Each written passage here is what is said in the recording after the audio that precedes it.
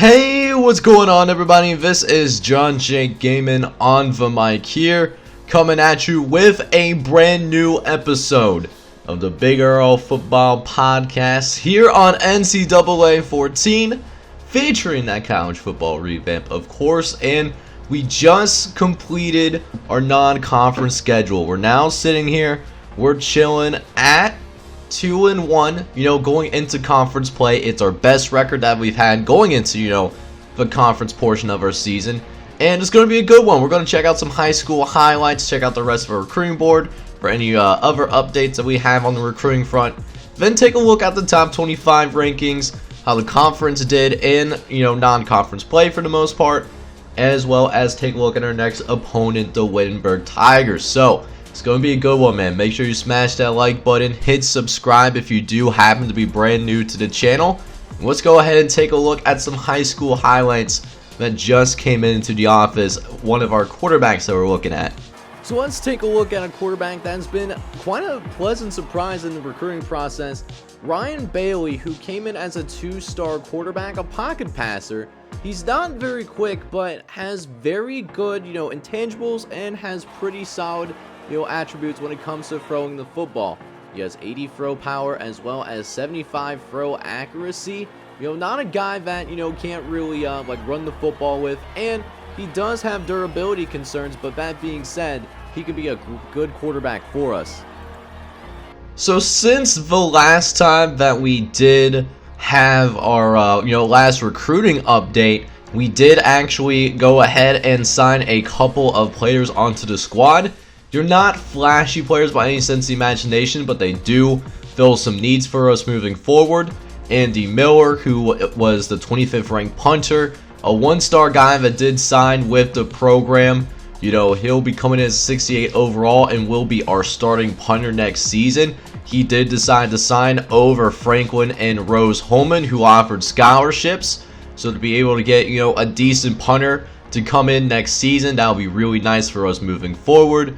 And then we also have Spencer Brown, a 2-star guy from Terre Haute, Indiana. The 74th ranked free safety, comes in as 61 overall guy. Reminds me a little bit of Caden Doman, not a guy that's very quick, to say the least. Only 79 speed for defensive back. That is, a little bit worrisome to say the least, but he can come up, he can make the tackle, has some decent hit power. Could be somebody that we move up to that linebacker position. I think that might be where he could, be a best fit for us moving forward. But he does sign over Rose Holman. Taking a look at some other recruits on our recruiting board where, there could be a recruiting battle or they could be close to signing in general. Jonathan Byrne is one of those guys. It looks like Anderson is really trying to pull away. They are up on us by 1,300 points now. The good news for us is that we do have his visit week 6 that could, at least help us stay in it a little bit longer. It might be one of those things where, we, have to try and see if we can get more, recruiting points into him, work our recruiting trees a little bit. That is, something that's some pure luck if that does happen, because in this dynasty, you have to, what we are doing is, coaching upgrades are completely random. So that I can't just go ahead and put everything into recruiting. I want to have a little bit more of a challenge in this dynasty. That being said, if he doesn't sign this week, I think we can at least draw this out into a longer recruiting battle. And it could be one of those things that we could carry into the offseason. And I would really like this guy. He's a solid corner. He's only listed as a 64 overall. That's probably driven by his low awareness rating. But, when the awareness rating goes up, that's going to come with more reps. He can be a really nice player for us going forward. Another player that we're actually really close on signing on is Luke Davenport. He's a 3-star tight end from Martinsville, Indiana. And we didn't get his, highlights tapes this week. But in the next Big Earl Football Podcast, I will go ahead and try to get him, at least show those to you guys. But he's actually really close to signing with us right now. I have a 2,800 point lead on this kid, at the time being. And, he could be a nice tight end, man. He has 74 speed, 77 strength. But, we weren't necessarily thinking about putting him in tight end. We have him somebody that we can maybe move to fullback, Ryan Smith, it's a really close battle, as of right now, is no guarantee that we're going to sign this kid. So in the event that we don't end up getting Ryan Smith, I was going to move Luke Davenport, to that fullback position, because the last thing that I want to have is, bring in walk-ons that, will have to take up one of those 70 slots, especially because we don't have a ton of seniors leaving, a lot, even though it's not a impactful senior class. But, that being said, that's something that I definitely want to avoid going forward. And, Luke Davenport, I think, could make that transition relatively well because he is a pretty strong guy and he has the size to do it. Jason Bradley is also a 2-star free safety. He is from far Texas, and Louisiana Tech is going at him pretty hard, man. The 62nd ranked free safety in the entire nation. Jason Bradley, he's looking at, maybe, going to Louisiana Tech. Now, we are throwing everything at him, but it is no guarantee, that we go ahead and sign this kid. The Bulldogs are really trying to put a number on us here for sure. It's only between us and them now. If we don't get Jason Bradley, it's not the biggest deal in the world. He's actually even slower than the other free safety that we signed in Jason Brown, or Spencer Brown.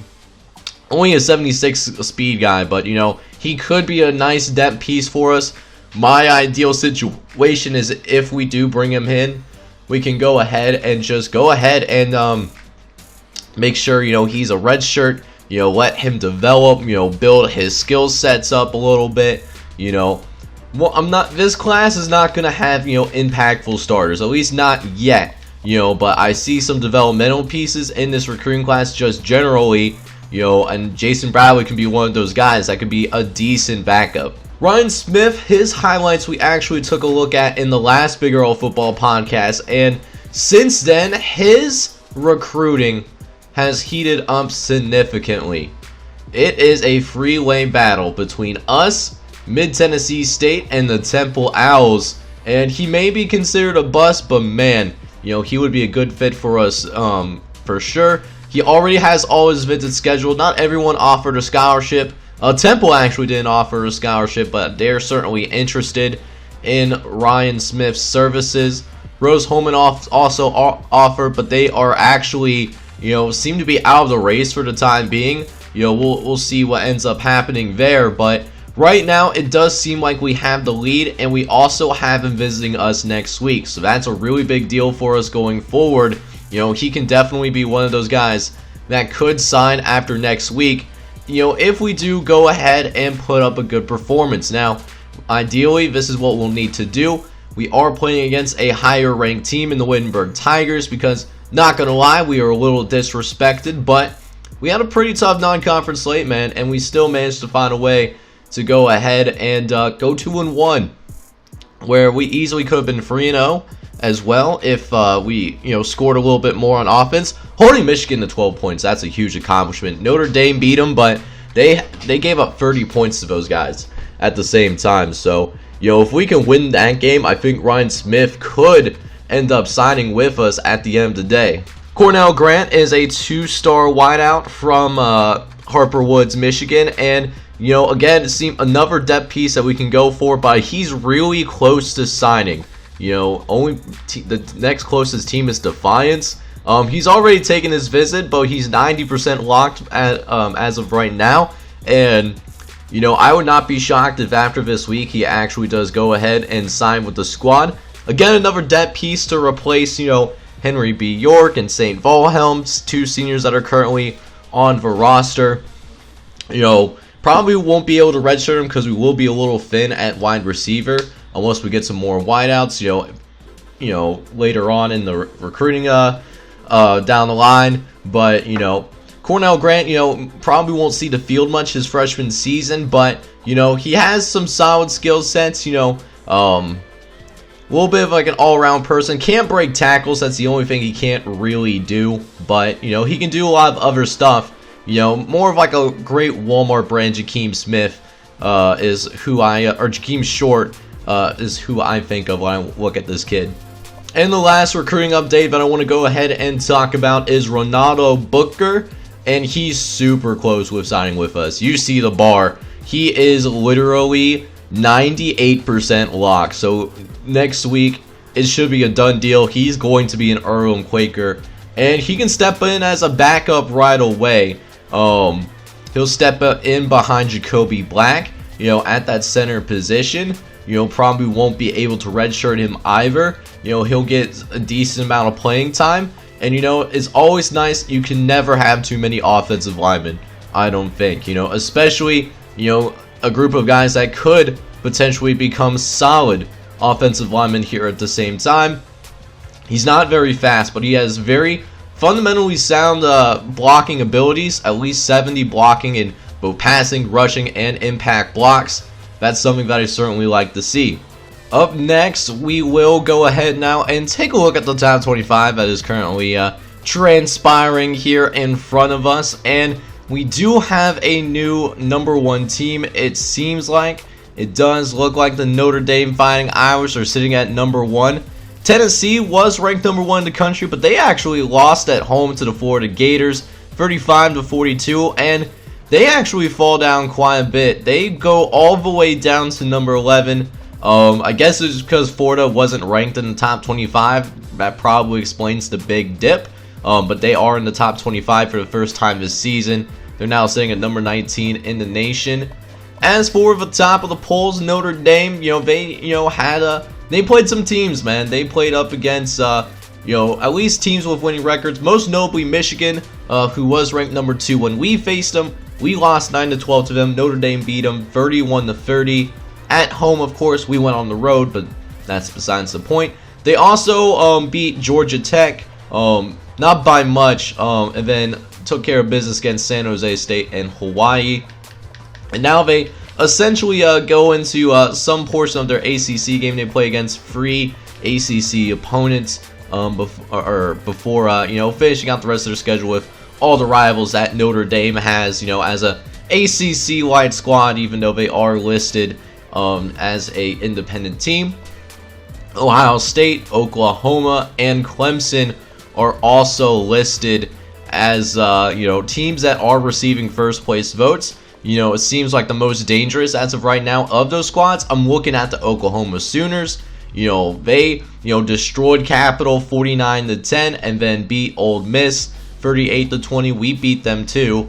And then Iowa State, their first Big 12 game of the season, they destroy them as well, 35-14. And looking at their schedule, their only ranked opponent they have is Texas, who's currently ranked number 8. But if Oklahoma can beat Texas, Oklahoma has a very good chance of going to the national championship game at the end of the season. Rounding out the top 5 is the Iowa Hawkeyes. They are 2-1 on the season. Their only loss is to the Tennessee Volunteers, who were at one point, ranked #1 in the nation until their loss to Florida. Iowa's a pretty nice, team as well. They could potentially meet up with Ohio State in the Big Ten championship game. Syracuse is a little bit of a surprise. They're 3-0 and they are up to number 6 after their big win against the UTEP Miners. They won that game 63-17. They really put a beat down on them boys. We also got Texas that I also mentioned, and then rounding out the top 10 is the Washington Huskies, who are still currently undefeated, and the LSU Tigers, who are also undefeated as well and won their first conference game against Mississippi State. Continuing down the top 25, we have UCLA and Cal at 12-13. Texas A&M and Army West Point sitting at 14-15. Doesn't look like we may not have any teams from the MAC conference. Oh, hang on. We do have 2, actually. Hanover is 22nd in the country. They lost to Northwestern by 1 point, but they did rebound nicely, beating Nevada on the road by 20. And then Manchester is actually 1-2. California game, I definitely understand, but they had a bad loss against Oregon State on the road. And that's why I was telling people, we have an opportunity to go ahead and, potentially win our conference championship, because if we can win our toughest division, it shouldn't be that hard for us to get to the conference championship game at the end of the year. But, there's still plenty of football left to play. Speaking of which, this is how the rest of the conference is performing after, we get through, 4.5 weeks essentially. Not everyone has played their 3 games yet before conference play, but as you can see, our division once again is probably the toughest division, and even with Hanover and Manchester at the bottom, they're still probably considered the 2 best teams in the division, and they're probably being seen as potential favorites to go to conference championship once again. But don't sleep on us, man. 2-1. We played against some tough teams in the process, man. Ole Miss, they're 2-2. They played some tough teams as well. A top 5 team at the time. We only lost to them by 9 points, and then we destroyed Arkansas State, who was supposed to be seen as on our level. And Franklin and Rose-Hulman, they were able to go undefeated, and then Anderson went 2-1. So once again, it does seem like we are on the tougher side of the conference once again. Because look at the east side. There's only 2 teams right now that are above 500. That's Mount St. Joseph and Wittenberg, who we do play up against next week, and I'll take a deeper dive into their roster here pretty shortly. Transylvania, though, does actually win their very first game in this series. They've went 0-12 3 years in a row, and now here in year number 4, they actually did go ahead and win a game. Granted, it is against an FCS opponent, so I don't know how much that necessarily counts, but the other 2 games that they played, they went on the road to play against Hawaii and BYU. I mean, they only lost by a combined 9 points, so I think they're very close to being able to go ahead and turn things around. And Terrain Patton, who was our starting quarterback in season 1, he's not doing too shabby this season. Above 50% completion percentage, 440 yards passing, 290 on the ground. He has 8 total touchdowns and 3 interceptions. It's starting to come around for Terrain Patton. That's something that I like to see. I doubt that they'll make it to the conference championship game. I think that's a lot for them to ask. But, realistically, I mean, in the east side, it looks like it's going to come down between Mount St. Joseph and Wittenberg. So that would be a game to definitely watch out for when they do decide to play each other, which is actually in the later in the season. They still got play us, of course, and then whatever their record is against their less division opponents, I think that will really separate those 2 teams at the end of the day. But I wouldn't be shocked if it's either Mount St. Joseph or Wittenberg that's going to go ahead and represent the east side of our conference. So speaking of the Wittenberg Tigers, since we do actually play these guys next episode, I think it's time for us to go ahead and take a look at their roster, deep down, take a look at each individual position, and just a general look, first reaction. They have a few guys that could potentially make it into the NFL. Most notable is Lionel McNair, who is a senior redshirt.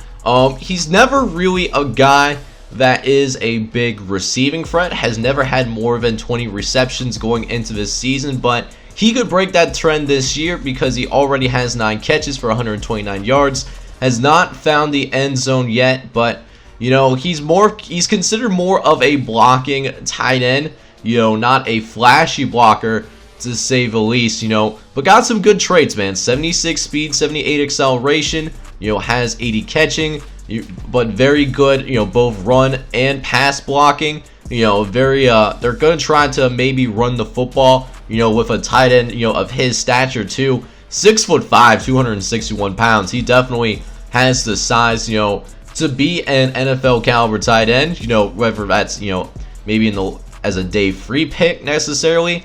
And then 2 other guys that could make it to the NFL as maybe undrafted free agents is strong safety Casey Litwalk, who's an 87 overall guy. He's from Washington, Ohio. And then Matt Harris, another 6'2" guy, 180-pound dude from Bennett Harbor, Michigan. Two very good guys in the secondary. We might have a little bit of trouble passing the football, but we'll go ahead now and take a look at the rest of the roster now, starting with the quarterback position. Cam Birch is the starter. He is a senior redshirt from Wycliffe, Ohio. He did not play in his first couple of seasons, but he became the starter, last year, and he was a little shaky. 18 touchdowns, 12 interceptions, but it looks like he might have cleaned that up a little bit. 5 touchdowns, 2 picks this season. Taking what he can do. He's more of a pocket passer kind of guy. He's not going to be a guy that's going to get out of the pocket and, kill us that way. only 54 speed, so I'm not worried about that. However, he's very accurate with the football. He has 91 throw accuracy, and then he also has 84 throw power. So our DBs are going to have to be ready to, play some tough defense. It'll be a good test for Justin Byrne as well, get that kind of attention as well moving forward.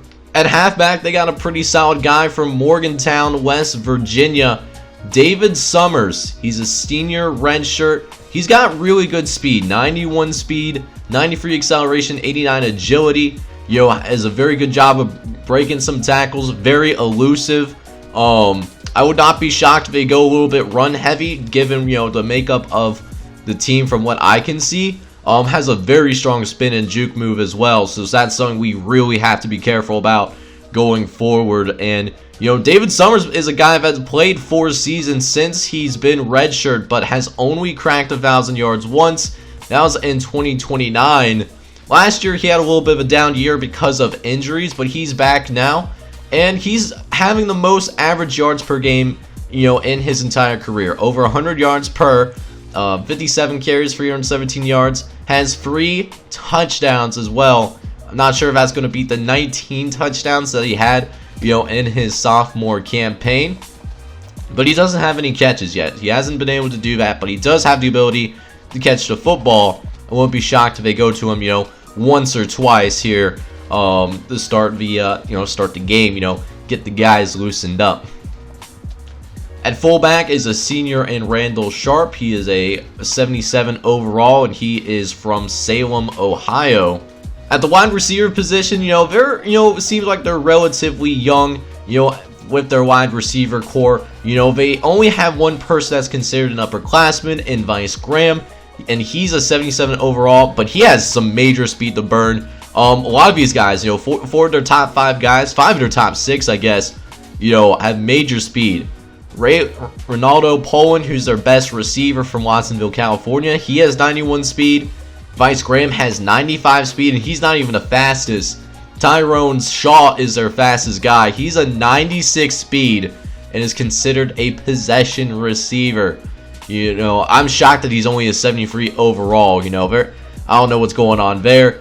JP Gray's a little slow, but he's still not bad at 80 speed. But Josh Allen and Jason Johnson both have 90 plus speed. So if they do decide to air it out a little bit more, that could, negate Caden Doman a little bit, because he really can't keep up with any of these receivers, in a man coverage setting. If we do play Caden Doman in passing situations, he'll have to go ahead and play in a zone. That's probably our best chance, to keep up with any of these receivers, So we're going to have to, be cognizant of that, as, we're playing defense. At tight end, I talked about Lionel McNair, but they also have another solid tight end as well, Greg Slaughter. He's a blocking tight end from Shelby, Michigan. He's got good speed, man. 80 speed for a tight end. He definitely, has potential to be a receiving threat, but he hasn't put it together necessarily. But has some solid pass and run blocking here as well. Only has 4 catches in his entire career, but in those 4 catches, he does have a couple of touchdowns, specifically for this season as well. At left tackle, we have the junior redshirt Joey Fowl. He's a pass blocking guy from Troy, Ohio. Left guard is Jeff Joseph. He is another pass blocker from Wayne, Michigan. He's an 84 overall guy. He's only allowed more than 1 sack once, and that was in the previous season. We'll see if he can get himself back on track, though. Behind him is a true freshman, Anthony Lowe, who's actually a transfer. He's from Columbus, Ohio. At center, they're actually really weak at center. Their best guy is a 69 overall. Nice for us. Right guard is a 71 overall and Carlos Lewis. And then right tackle is Alex Bailey. He's from Oracle, Arizona. 6'7", 292 pounds. He is a sleeping giant. He's had 31 pancakes as his high now, but that was from 2 years ago. He had a little bit of a down year last year, giving up 9 sacks and 23 pancakes, but it looks like he's on track, to get back to that place where he was. But, I'm looking at this offensive line. I feel like we can abuse the center as well as the right guard positions, because our defensive front 7 it's pretty damn good. I'm really excited about the defensive front seven that we're able to put together between, you know, Nate Hunt, Josh Brown, and even Caden Doman, who comes in as, you know, an extra linebacker for us, you know, in that 4-2-5 scheme that we have going on. Over on the defensive side of the football, though, Lance Wright is at that left end. He's one of the better defensive players that Wittenberg has. He's a senior red shirt, but he's known for his run stopping. The Menumi, Michigan product. He's only 68 speed. He's not very fast for a defensive lineman.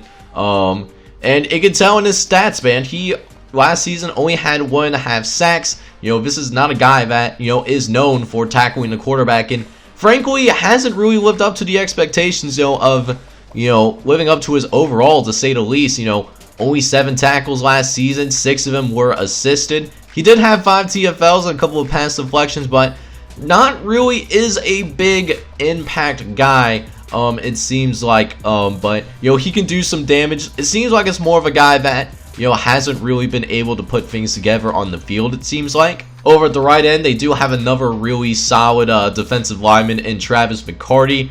He's also a run stopper. He's a little bit faster, though, 75 speed. You know, he could, with the right angles, keep up with Miami Uigallie if we want to scramble out in that direction, because Miami is a right-handed quarterback. Has a really good pursuit of the football, 94 pursuit, and then has a very strong hit power as well, 87 hit power. He could cause some fumbles if we're not careful, but that being said, you know, and he's put a little bit better put together seasons on the field. He has had 2 years where he's had 5 sacks or more, has not gotten any interceptions. He does have 1 forced fumble from when he had very limited playing time as a true freshman, but hasn't forced a fumble ever since, at least not that he was specifically credited with. At defensive tackle, they're relatively young, both starting sophomore red shirts in Robert Light and Quay Babcock. Both only have 63 speed. This is more of a defensive line that is more meant to stop the run than it is stop the pass, which, you know, that could be a really interesting matchup to watch out for between our running game and then this front 4 right here. To see if we will be able to establish the run or not. A left outside linebacker, Brandon Morgan, who again is also another run stopper, but he has 80 speed though, and 95 acceleration. He has some nice athleticism to work with. He is a true senior. But then at middle linebacker, they got two very good middle linebackers. Jerry East, who's from Wadsworth, Ohio. He's actually considered a coverage guy, but despite that, has not have any interceptions yet, but does have 6 pass deflections to his name, and has even forced a fumble, you know, from last season. He's got 88 speed for a linebacker. I want to talk about how insane that is. You know, if you have a linebacker with speed in the low 80s, that's considered extremely good. 88 speed, on the other hand, that's a different story. This guy is fast, and I'm sure it will show on the football field as well. Their other linebacker that's pretty solid is Eric Johnson. He's an 82 overall, also has 84 speed. Has forced a couple of sacks, you know, has some pass deflections, but again, no interceptions and only 1 forced fumble from last season as well. Hasn't seen the field much, you know, but he's probably one of the best backups in the ACSA conference, when I think about it that way. And then at right outside linebacker, there's Clay Williams. He's a 77 overall guy. Got 84 speed, but 95 acceleration. This is a fast linebacking core. At the corner position, I talked about Matt Harris a little bit, about how he's a guy that could potentially make it to the NFL as an undrafted free agent. But they have a couple of other really good corners to watch out for in this game. Brian Parrish and Raymond Wilson. Brian Parrish is actually one of the captains on the squad. Last season, he had 5 interceptions last season. That is extremely good, and already has 2 interceptions, you know, just in a few games already. So, you know, this is definitely a guy that, you know, could be a very defensive threat. No wonder though, 93 speed, 92 acceleration. This is a very fast corner. He can keep up with any wide receiver in our conference. Also has strong coverage skills, 88 man, 90 free zone, 90 press. Doesn't do the greatest job of catching the ball, but he does have 5 interceptions. His pursuit is elite, 97 pursuit. Good hit power, good jumping abilities. And is a guy that, you know, is a relatively healthy cat. He can stay on the field. The only thing that's kind of working against him is his size. He's 5'10", 185 pounds, so maybe we can get him on get one of our big bodied receivers, a Derek Blue, something like that, you know, who has similar speed and has bigger size, you know, something that we could take advantage of, but we'll have to wait and see. Raymond Wilson is also on the squad. He is one of the actual captains, but he's hurt, so we won't have to worry about him. Maybe we'll see some mix of Michael Washington and Lorenzo Koch, guys that, you know, aren't really ready to step on the field quite yet, but maybe press in the service, and we can take advantage of that. At free safety, I already talked, well, I didn't talk about Justin Marshall actually, but he's an 84 overall guy. He has 87 speed, but behind him, you know, the depth behind him, definitely questionable. They have one decent backup in Doug Parker, who's a true sophomore, and then after that they have a sophomore redshirt in Kenneth Poole and a true freshman Cliff Jackson. They're both 53 overall guys, so after this season they're going to be some trouble at that free safety position, I would go ahead and imagine. But Justin Marshall, you know, he's got some solid stuff. 93 acceleration, 87 speed, 6'6 awareness. That's a little bit low for a safety, considering you're the last line of defense, regardless of whether it's the run or the pass, but has some good pass coverage skills overall, and he does have one interception, has a ton of pass deflections from the last 3 seasons. So a guy that, you know, maybe doesn't get a lot of interceptions, but does do a good job of, you know, at least preventing completions from happening. That is, you know, really important to note. He's also forced a couple of forced fumbles as well here, as we and has 1 total sack in his collegiate career thus far. And then at the strong safety, I mentioned Casey Litwalk, and he's going to be a problem, you know, out there in the corner. And like I said, this defensive backfield, it's going to be pretty good, man. We might have some trouble passing the football. You know, it could be a little bit of matchup problem for us overall. It's going to be a really interesting matchup for sure, I think. Finally, their kicker is Dave Frazier. He's only a 78 overall and not a very accurate kicker, to say the least. He's only kicked above 50% once, and that was his freshman year. Last year, you know, only 47% with a long of 51 yards. And then this year, not off to a good start either, only 1 for 3. He also only has 80 kick power as well, so if he's the kickoff specialist, we have the opportunity to get some kick returns when it's all said and done. Punter, though, is Jeremy Alexander, and he's actually really good, though. The Tell-City, Indiana product. He's considered an 86 overall. He's got 90 kick power and 84 kick accuracy, so he does have the ability to go ahead and flip the field, regardless of how pinned, you know, we get him deep. So we get ready to go in terms of, you know, just taking a look at, you know, moving to the next week as we get ready for the Wittenberg game. And we do get some recruiting updates, you know, between, you know, the bye week and our game against Wittenberg that's coming up next episode.